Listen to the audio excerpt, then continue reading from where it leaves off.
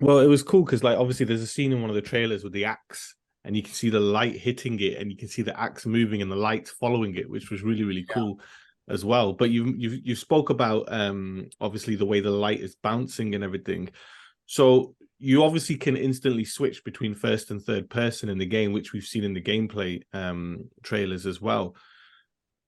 How does that change in regards to not just the lighting, because obviously you now have a different perspective, the camera's in a different place. So from a player standpoint, how does that affect the lighting?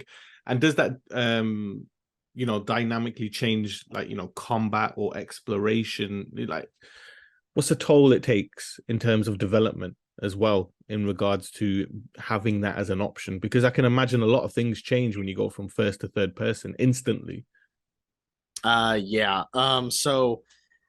Adding third person as an option, which I think I've actually seen a lot of people confused about it, but the game is primarily a first person game, Mhm. but it has third person as an option.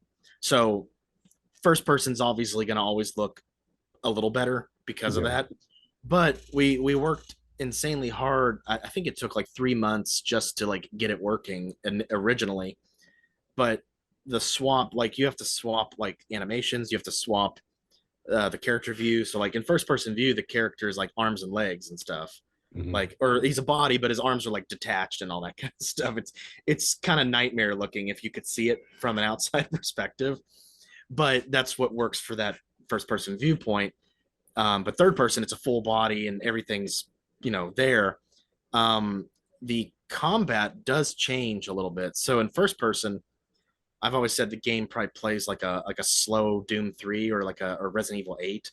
Right. But in Nice. but in third person view, it changes to where you have to aim to be able to shoot. So it's more like, Resident Evil 2 or something like that. So and because of that, reload animations in first person view are slower, but in third person view they're quicker Okay. to kind of combat that difference. Yeah. But other than that, I mean, like lighting, the environments, all that stuff, it's basically the same. Like nothing changes on that, but it does kind of change maybe the way the game plays. If you played it one way and then the other way, it might feel like it's two different games. Yeah. But there is some mechanics in the game that does force first person view, just Yeah. because we wouldn't have been able to get it to look right in third person.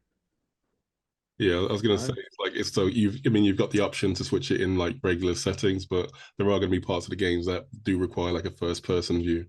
Um, Yeah, so like if you go to like one of the Halligan Bar like openable doors, mhm. when you go and click that, if you're in third person view, it'll swap into first person.